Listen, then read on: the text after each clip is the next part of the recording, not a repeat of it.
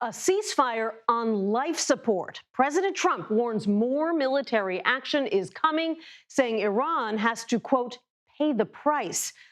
Democrat Graham Plattner prevails in Maine's Senate primary, the matchup between him and Republican Susan Collins that could determine the balance of power in the Senate. And Bill Gates testifies before the House Oversight Committee about his relationship with the late Jeffrey Epstein. One of the committee members joins me here.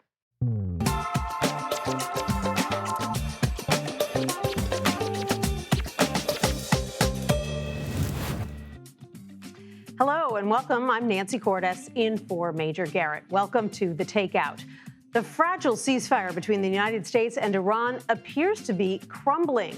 Iran's downing of a U.S. Apache helicopter has ignited a series of strikes in the region carried out by both sides. On social media this morning, President Trump said the Iranians have, quote, taken too long to negotiate a deal and will therefore pay the price. In the Oval Office today, he said those strikes are coming soon. We hit them hard yesterday, and we're going to hit them again hard today. Now, it's important to remember how we got here. Trump launched this war on February 28th with the promise that it would be swift. It's a promise he's been reiterating again and again ever since. Take a listen. Right from the beginning, we projected 4 to 5 weeks, but we have capability to go far longer than that. I think there's a very good chance we're going to end up in a deal, and so we're giving it 5 days, and then we're going to see where that takes us. So we estimated it would take approximately 4 to 6 weeks to achieve our mission. 26 days in, we're really a lot ahead of schedule. We're going to hit them extremely hard over the next 2 to 3 weeks. We're going to bring them back to the Stone Ages where they belong. In early April, President Trump announced a temporary ceasefire, and over the next 2 months, he's been insisting a peace deal is close at hand. Here, for example, is May 23rd. It reads in part, quote, details of the deal are currently being discussed and will be announced shortly. On June 1st, the president said, quote, talks are continuing at a rapid pace. Yesterday, just after midnight, Trump said this about a peace deal. And the Strait will open up right away. It'll open up immediately upon signing, which could be in 2 or 3 days. And yet today, just 24 hours later, he insisted the opposite. He said the Iranians are dragging their heels and, quote, playing the U.S. for fools. So the Strait of Hormuz is still closed, oil prices are up, and the Middle East remains a battleground. Ed O'Keefe joins us now from the White House to help us parse through all of this. Ed, good to see you. What should we make of the president's sudden about-face on the likelihood of a deal? Well, as you just played out, this has a way of going back and forth between diplomacy and the threats of attack. And just a little while ago, the defense secretary visiting Central Command down in Tampa, Florida, reiterated in part that they're going to have tapping bombs on key facilities in Iran from the United States of America, he said. And that's not because we want to have to restart. We don't want to have to restart the war. It's because they're set the terms of this, he said. Those strikes that will happen tonight will be strong. They will be clear. And if they have to happen tomorrow night, they will be strong and clear. So even the threat of it happening tonight may get put off for some reason, whether that's the weather or some other operational decision. You heard the defense secretary just a little while ago reiterating that it looks as if there will be some more military action in the coming hours. And it comes, the president says, because Iran just continues to slow walk the agreement. As the president has said repeatedly, they have paperwork that would, in essence, end their nuclear program. He says Iran would agree to hand over the nuclear material or the powder, the substance, as the president calls it, to the United States, and that all Iran has to do is sign that deal, and they're refusing to do so. Ed, in the Oval Office today, the president said something I haven't heard before about the U.S. secretly removing oil from the Persian Gulf. Let's listen to that, and then I want to ask you about it. Yeah. We've been taking out millions of barrels of oil, millions of barrels. Every night we took out oil, but now I'm going to tell you because they just figured it out.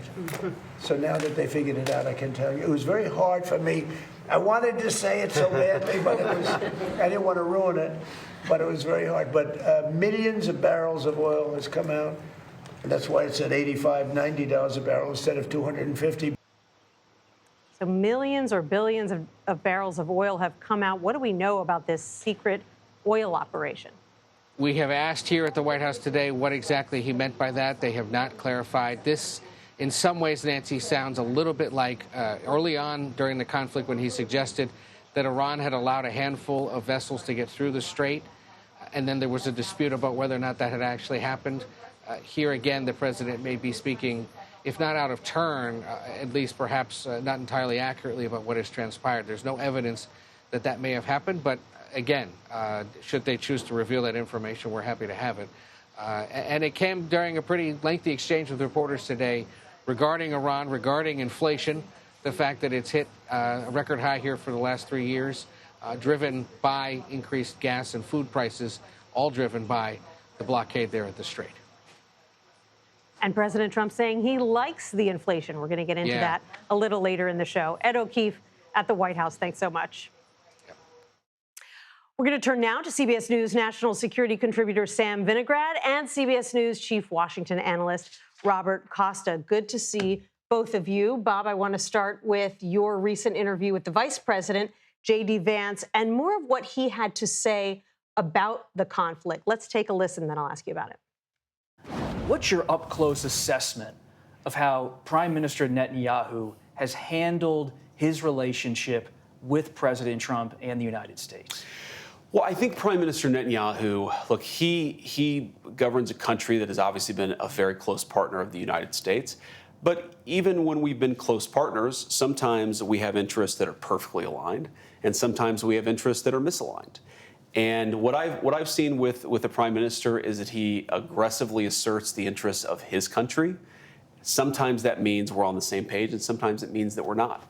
And I think that our job as an administration, and certainly what the president has done, has been very clear about what is in our best interest. We have to fundamentally be focused on what is in the United States' best interest. So they've been a great partner in a lot of ways, but we also have to focus on what is in America's best interest. And where that diverges, we unfortunately, for the Israelis, have to choose the side of the American people, which we always do. Do you believe the Prime Minister has made any mistakes in how he's worked with the United States on Iran? Look, he's certainly gotten some things wrong, but fundamentally... Like what? Well, I think that those conversations sometimes are better left in private. But what I would say is that he's been a good partner.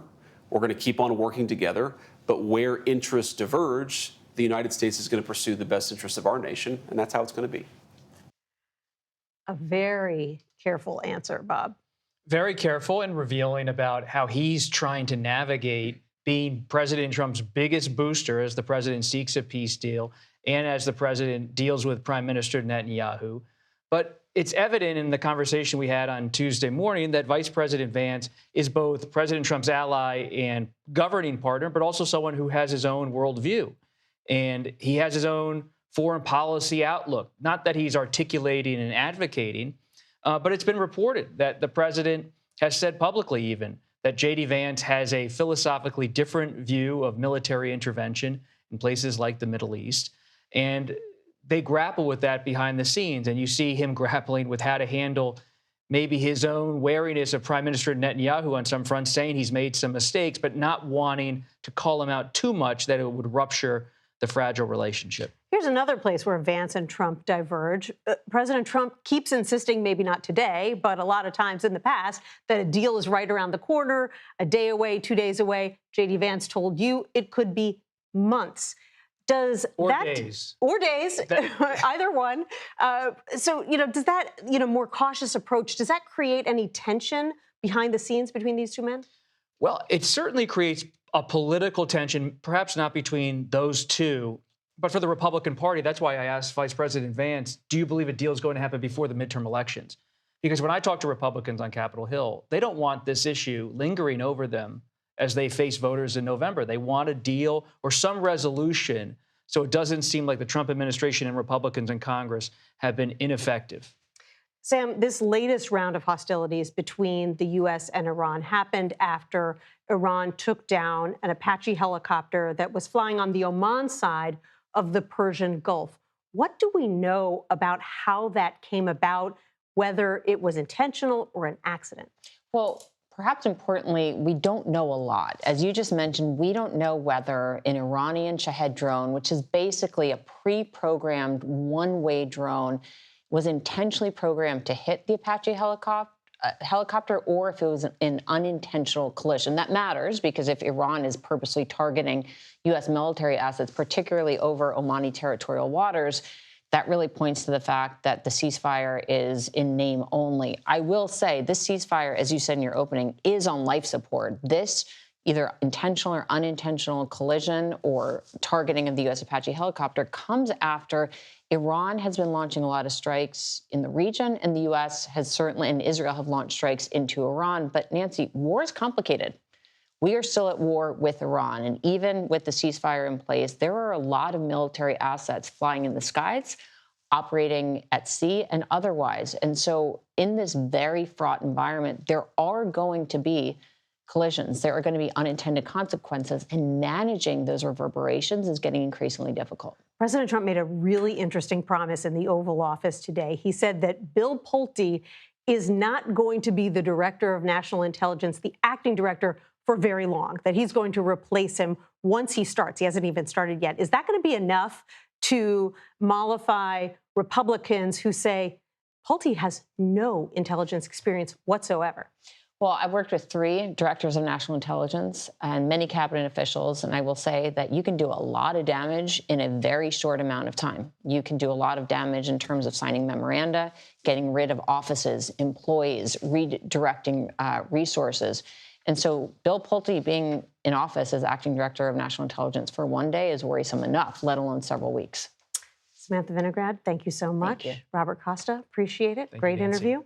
Good to have you both with us. Graham Plattner prevailed in last night's Maine Senate Democratic primary, despite more than a week filled with controversies. He's now going to face off against Republican Senator Susan Collins in a race that could determine which party controls the Senate. He beat out Governor Janet Mills in a landslide, winning nearly 72% of the vote. Mills, of course, suspended her campaign in April, but her name did remain on the ballot. CBS News political director Finn Gomez is here with more. Finn, great to see you. So Plattner wasted no time attacking Collins during his victory speech last night. Let's take a listen to that. Susan Collins may have started her career decades ago in Washington with good intentions, but she has become just as spineless and corrupt as the establishment she now serves. She got elected promising to protect Roe versus Wade, only to turn around and put a justice of the Supreme Court who overturned it. She lied to us.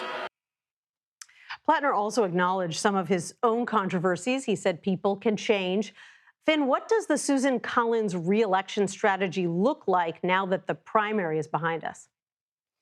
Nancy, I think it's important to remember that Susan Collins has faced tough matches before, tough elections before, and has won. If you go back to 2020, she faced Sarah Gideon. And at that time, if you recall, Democrats were very confident that Gideon could pull off that win. Collins was outspent about 2-1, and just about she overperformed just about every poll to win in that race. It's something like I think she won by 8 points, and that's in that race. President Trump lost Maine by 9 points.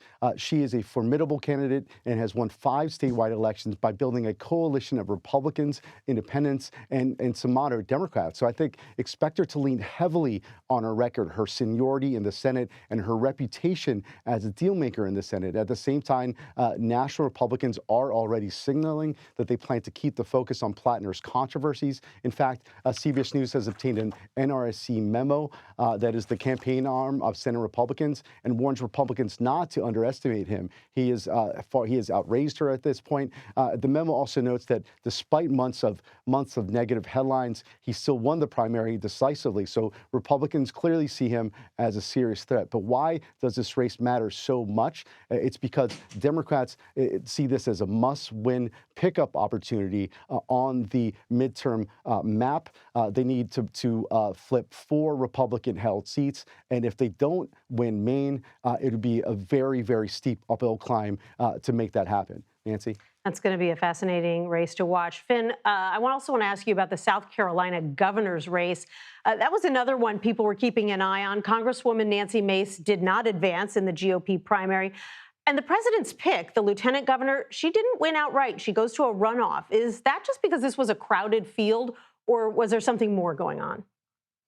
Frankly, it was because of his endorsement. If you've seen throughout this midterm cycle, during this primary part of the cycle, in Republican primaries, for the most part, his endorsement has had a significant impact. And in this crowded field of five candidates, Pamela Abbott, the lieutenant governor, and the attorney general, Alan Wilson, made it to the runoff that's going to be held on June 23rd. One person who did not make it was Nancy Mace, who had a fallout with the president after her push to release the Epstein files, of course. But it again shows that the power of his endorsement has serious sway in these Republican primaries. Nancy? Finn Gomez, wrapping it up all for us. Thank you so much. Two of Graham Plattner's ex-girlfriends spoke with the Free Press about the reactions to their claims about the Senate candidate.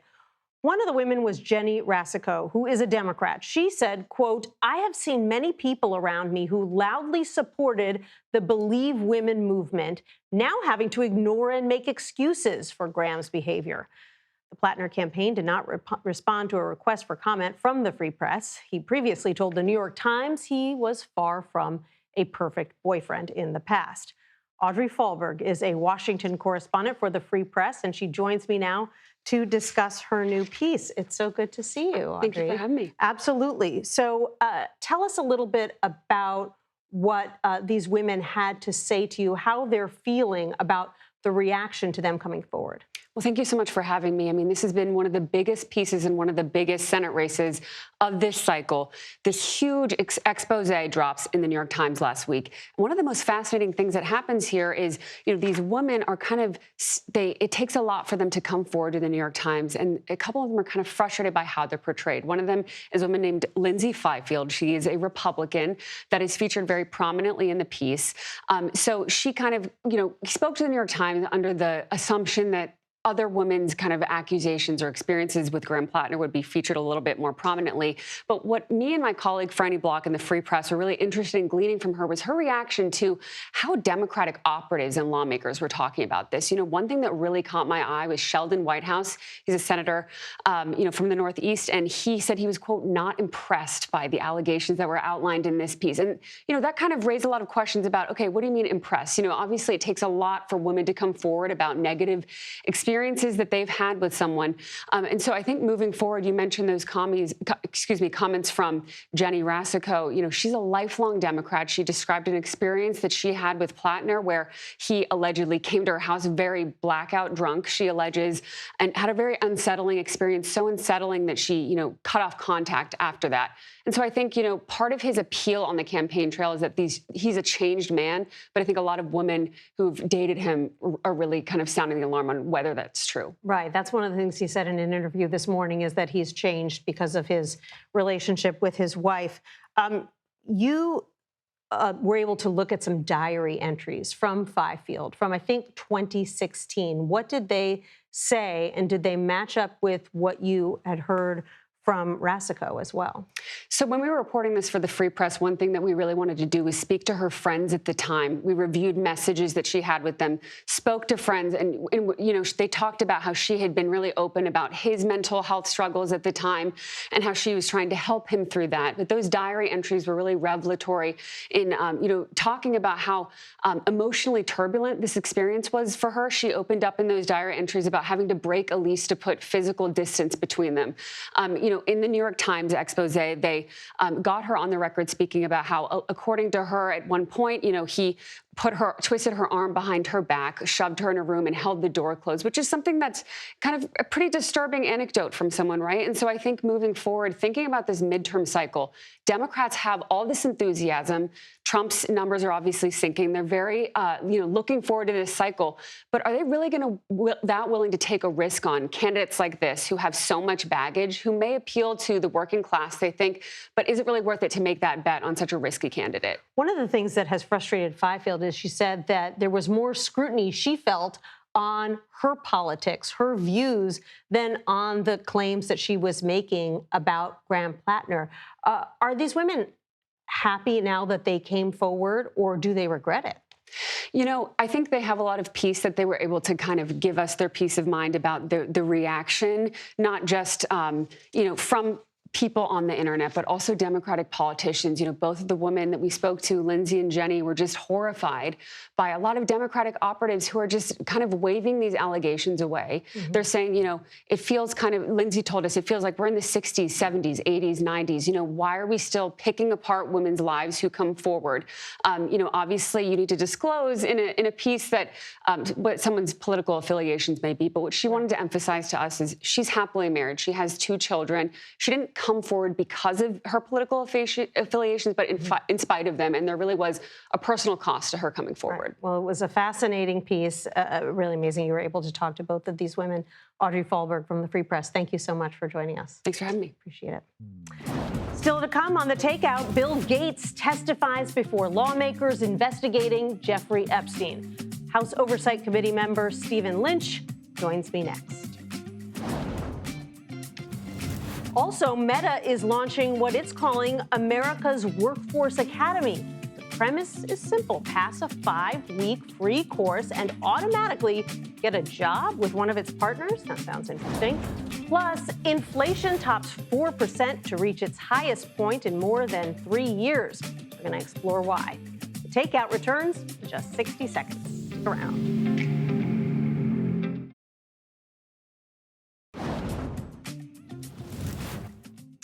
Welcome back to The Takeout. Microsoft co-founder Bill Gates testified before the House Oversight Committee, which is investigating the late Jeffrey Epstein and his relationships.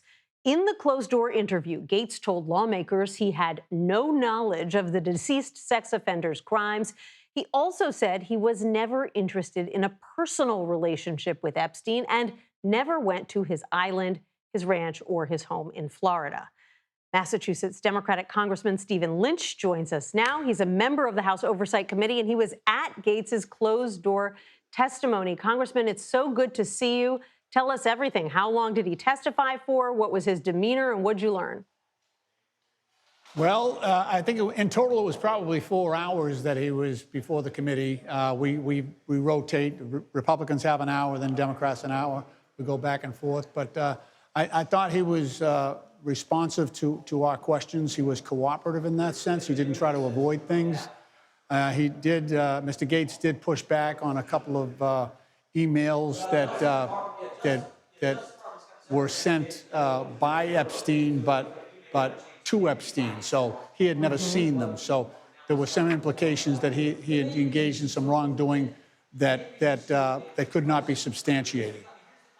Did you find it believable when he said that he didn't know anything about Epstein's crimes and that he didn't seek to have a personal friendship with Epstein? No, he actually did concede that he knew that there were crimes committed.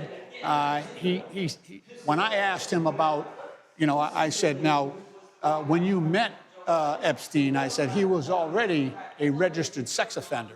So he said, I was not aware of that he was a registered sex offender. But he said he knew he had a past and that there were crimes involved. He had been given information relative to that. There was also a piece of this that was, there was an element of blackmail that Epstein used against him. Epstein had basically found out from some of Gates's staff that he had a couple of extramarital affairs, and he was sort of hanging that over Gates's head. I think eventually Gates came out publicly and spoke with his wife and explained to her what he had done. So When that transpired, Epstein went on to something else, saying that he was going to, disclose some allegations that he had contracted an STD from some Russian girls, but there was no record that could be substantiated. What did you make of Epstein's claim that one of the reasons that he was in communication with Epstein was because he wanted his help setting up a donor-advised fund? I mean, this is one of the richest men in the world. You would imagine he'd have an entire financial team at his disposal to do something as simple as setting up a DAF. Why would he even need Epstein for that? Right. Well, that was really the pitch that Epstein gave him. He went to Gates, just like he went to Les Wexner, right? He was trying to get him to allow him to handle the funds. That's the business he was in. So Epstein went to first he sought people around Gates to introduce him to Gates. So there were several people that kind of steered Epstein towards Gates and made those connections. But it was really Epstein that was trying to get access and control of the ability to invest some of those funds that Gates had outside of his foundation. And he was promising Gates that he would bring other money into the picture and that it would amplify the effect of what he was doing already on his global health initiative in Africa and elsewhere. So that was Epstein's game. And at the end of it all, Gates, I think, and I think Melinda Gates had a lot to do with this. Melinda Gates said, no, you're not doing business with that guy. I don't want to see Epstein, around here anymore. So she was actually protecting Bill Gates in all of this. And I think her caution and her alarm really made the difference here that deal did not go through, to her credit. So if we pull back, what is the significance of what Bill Gates told you today when it comes to the committee's understanding of the way that Jeffrey Epstein operated? Okay, so there were a lot of very cryptic emails back and forth that we couldn't quite make sense of. And so we asked him about a lot of those. Out of that clarification by Gates, we were able to identify probably 3 or 4 people that we need to talk to next. And they were aware of Epstein's activity and did not disclose that fact to Gates. So, of course, this is an 18-year saga from when Epstein first started abusing young women till when he took his own life. So there's a long trail of carnage along the way here, and we're trying to go through. We've only got the first 3 million documents, right? So there's another 3 million documents that we're going to have to go through as well till we get to the bottom of this. Wow. Well, it must have been a fascinating 4 hours. We appreciate you telling us all about it. Democratic Congressman Stephen Lynch of Massachusetts, thank you so much. Appreciate it. Thank you, Nancy. Thank you. Meta launches a trade academy that guarantees graduates a job. Up next, president of the National Urban League, Mark Morial, who is teaming up with the tech giant to run the program, joins me live. You're watching The Takeout.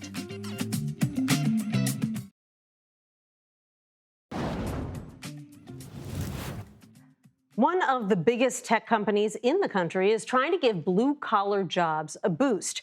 Meta has created free 5-week training courses called America's Workforce Academy. It aims to solve shortages in jobs like fiber technicians, welders, plumbers, and electricians. The workers would help build data centers and then be guaranteed a job in a skilled trade once they complete the course. To talk about this, I'm joined now by Mark Morial, who's president of the National Urban League, which is a pioneering partner with Meta on this project. Mark, it's great to see you. Thanks so much for joining us. Tell me a little bit about why you decided, absolutely. Tell me a little bit about why you decided to get involved and how many jobs we're actually talking about here. We have a crisis in America in that literally hundreds of thousands of jobs available, but we need to reskill, upskill many of our workers.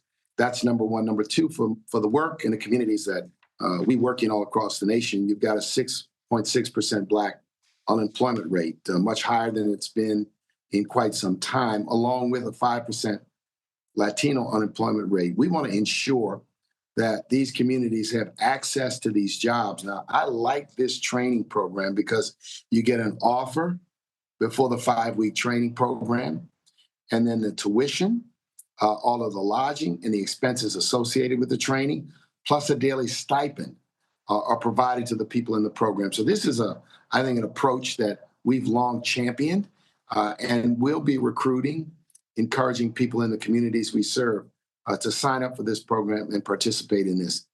We have a jobs crisis in America, and we need to match these open jobs with people and help them skill up to take these jobs. What are the qualifications required for the training program? Well, it's really, you don't even need high school. That's the important thing. I think you just have a limit. You've got to have desire. You've got to have the energy. You've got to want to work. And of course, there's some requirements that are going to be there. But what I want to stress is that these are not very, very high and difficult requirements for people to meet, because my view is these jobs that will pay well, that will have benefits associated with them, are the kind of jobs that we need to be encouraging, and the type of work that will be available for young people, emerging people. The construction industry is aging. The traditional people who work in construction are aging. We've got to get communities of color. We've got to get women. We've got to get young people to understand that these are jobs with good wages, good benefits, and longevity. The credential that the participants in this program will earn will stay with them for their entire career. So in the short run, it may be a job on a meta project, but in the long run, it may be a job in the energy industry, a job in some other technology companies. So that's the important thing. You get this skill stays with you. Right. We don't have a lot of time yet, but I wanted you to address the controversy over the fact that Meta recently laid off thousands of highly skilled workers because of AI. They say now they're creating these jobs because of AI, because of the data centers that they're building. But how do you square these two different directions that Meta's going in at once? I can't speak for the corporate policies of Meta. I lead the National Urban League. My focus is on where there's a job opportunity. I want to see it filled with people from my community. And that's where my focus is. And so I think Meta should respond to that question. They can respond to it more directly than I can. I'm trying to deal with a very, very high Black unemployment rate, and this opportunity to be trained and also to receive a stipend while you are being trained is just an opportunity I don't want to see bypass our communities. Understood. Mark Morial of the National Urban League, thank you so much. Appreciate it. Thank you. Inflation reaches its highest point in 3 years. Up next, CBS News Money Watch correspondent Kelly O'Grady joins me live. You're watching The Takeout.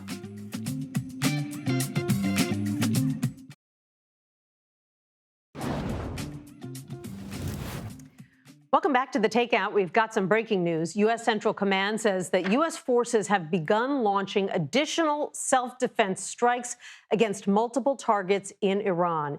In a post on social media a few minutes ago, CENTCOM said that they are carrying out these strikes, quote, in response to Iran's unwarranted and continued aggression.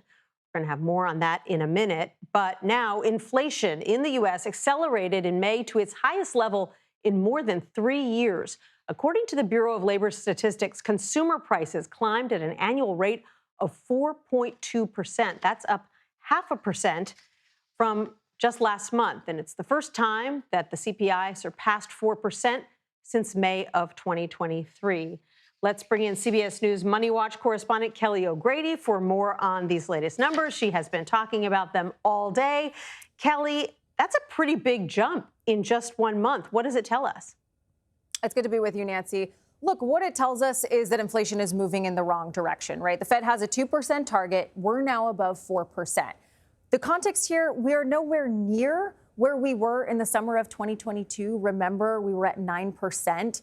But it's not the right direction. It's really driven by energy, of course, the war in Iran, spiking oil prices. That's trickling down to gas. But I did find a little bit of heart in the fact that when you strip out food and energy prices, because those things can be pretty volatile, we like to call what's left core inflation. It only rose 0.2% in the month of May, and that's actually pretty good. So it means that energy hasn't seeped into the rest of the economy yet, that inflation that we're seeing. But of course, if the war in Iran does continue on, that is the fear that it would seep into the rest of the economy. You know, the president was asked in the Oval Office today about the inflation rate, and he said something pretty unusual. He said, "I love the inflation," and he said that the numbers are great. Is there any reason why high inflation would be a good thing?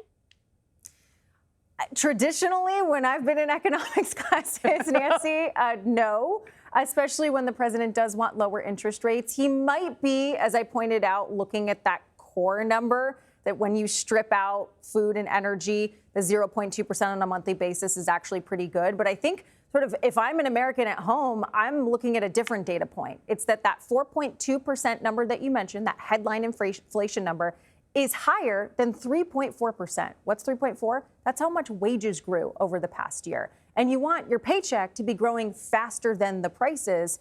It's actually the reverse right now, and that's why people are feeling crunched. So the Federal Reserve is meeting next week to discuss interest rates. They're looking at these new inflation numbers. They are looking at pretty strong job growth for 3 months in a row. What are they going to do? They're going to hold rates steady. I can almost say with 100% certainty, Nancy, we're getting no movement on interest rates. It's going to be a tough one for Kevin Warsh. Of course, this is his first meeting as chairman. We know that the president wants lower interest rates. This high inflation number, I think, is going to create a lot of tension in the room, not about what they do at this meeting, but about what they do at future meetings. You're going to hear some people say that maybe we should have an interest rate hike at some point. Kelly, we saw this big market tumble just before closing today. What is driving this sudden sell-off? So two things. There was a lot of movement in chip stocks. Remember, we've got that big SpaceX IPO on Friday. I know a lot of portfolio managers are taking some profits from some AI stocks that have done really well just to make room for SpaceX. But it's also what you mentioned at the top, those CENTCOM strikes. The president had messaged that earlier in the day that there would be some retaliation. I was looking at the market. Immediately when the president said that, you started to see a sell-off. And it just goes back to uncertainty. Investors want an end with the war, not more questions. We really see the same kind of yo-yo action in the oil markets, right? Where the president says we're close to a deal, oil prices start to go down, then you see strikes resume, and oil prices go back up. Is there some point at which the oil markets are going to say, you know, we don't buy what any of these leaders are saying, what the Americans are saying, what the Iranians are saying? We're just going to, hunker down and prepare for long-term pain in the oil sector? It's a really interesting question because I think you're already actually seeing a little bit of that. So I mentioned that the markets responded in a fairly visceral manner when the president made those comments earlier. I was also watching what happened with crude prices, and they did rise above 90, but it wasn't this huge jump like we've seen in the past when you've seen some of this rhetoric. And so I do think you are having a little bit of traders saying, okay, we've kind of been here before. We've seen the back and forth, but I don't think that you're going to see oil prices, unless there is some meaningful peace agreement, come back to where they were before the war for months at this point. Kelly O'Grady, business correspondent extraordinaire. Thank you so much for breaking all of it down for us this evening. I appreciate it. CBS News Pentagon reporter Eleanor Watson joins me now with more on the breaking news having to do with these renewed strikes against Iran. What, if anything, do we know right now, Ellie? Nancy, what we know is for the second day in a row, U.S. Central Command has announced more retaliatory strikes against Iran in response to that downed helicopter on Monday. This comes after the president did tease retaliation, saying that the U.S. was justified, had the right to hit Iran hard again, and after Secretary Hegseth told reporters just under an hour ago that there would be strikes tonight. They would be, quote, strong and clear, and would be, again, strong and clear tomorrow if they have to strike again.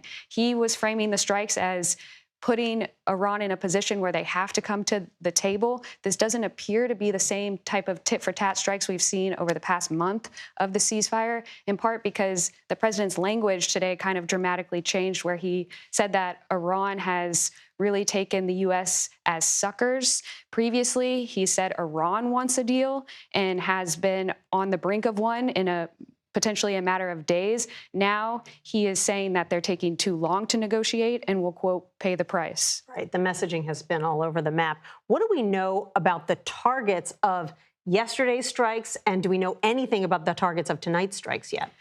Tonight's strikes are again called self-defensive strikes, which were the same as last night. And last night they hit targets including radar sites, air defense systems, and ground control sites near the Strait of Hormuz. Remember, the Strait of Hormuz is what President Trump wants in the first part of any type of deal, is to reopen. And that's where the Apache helicopter was when it was taken down, apparently by an Iranian drone.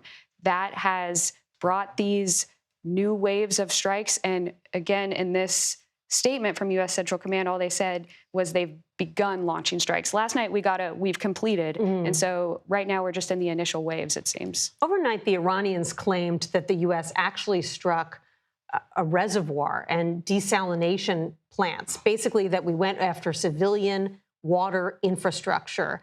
The U.S. military denied that. Have they said anything more about that since? U.S. officials have not confirmed any of that information from the Iranians, but President Trump today did not rule out that. When he was asked if those types of targets could be potentially hit, he said, we could do that. That's not the same type of language he was using a few months ago. He was using more apocalyptic, end of civilization language to get Iran to come to the table, but he is not ruling out potentially those strikes that would hit civilian targets and potentially be against the law of armed conflict. Right. There are human rights groups that have said that that would be a war crime if the U.S. were to intentionally strike civilian infrastructure like the bridges and power plants like the president likes to talk about. We know you'll be covering it. Ellie Watson, thank you so much for the update. We want to go now to CBS News correspondent Natalie Brand, who is at the White House. Natalie, what can you tell us about these newest strikes? Well, we're still waiting, Nancy, to find out exactly what was targeted. But as you were probably discussing with Ellie, the defense secretary did give some interesting information in his remarks a little earlier with reporters traveling to him to CENTCOM in Florida, saying that the strikes tonight would be strong and really are intended to deliver a message. He wouldn't reveal what exactly they were going to be, but said that they were designed to advance military interests and also enhance the diplomatic position, reiterating what the president has been saying, that Iran can still make a deal. But then Hegseth went on to say, if Iran wants to tap the U.S. along, that the Defense Department can negotiate with bombs. And Nancy, as you've been talking about all day, things have changed so much over the past just couple of days, from Monday night when the president was saying that he thought Iran was 2 to 3 days perhaps away from making an initial agreement with the U.S., to then this escalation following the downing of the Apache helicopter, and now this escalation cycle and these latest strikes by U.S. Central Command. And Natalie, what makes this latest round of strikes so interesting is that despite some of the president's aggressive rhetoric from time to time, it has been pretty clear that from the president on down, there was not a tremendous appetite for restarting hostilities. And yet that is where we now find ourselves. And of course, the question is the ceasefire still on? Does this basically blow up the ceasefire? No pun intended. And then, of course, you've got the ongoing conflict between Israel and Lebanon.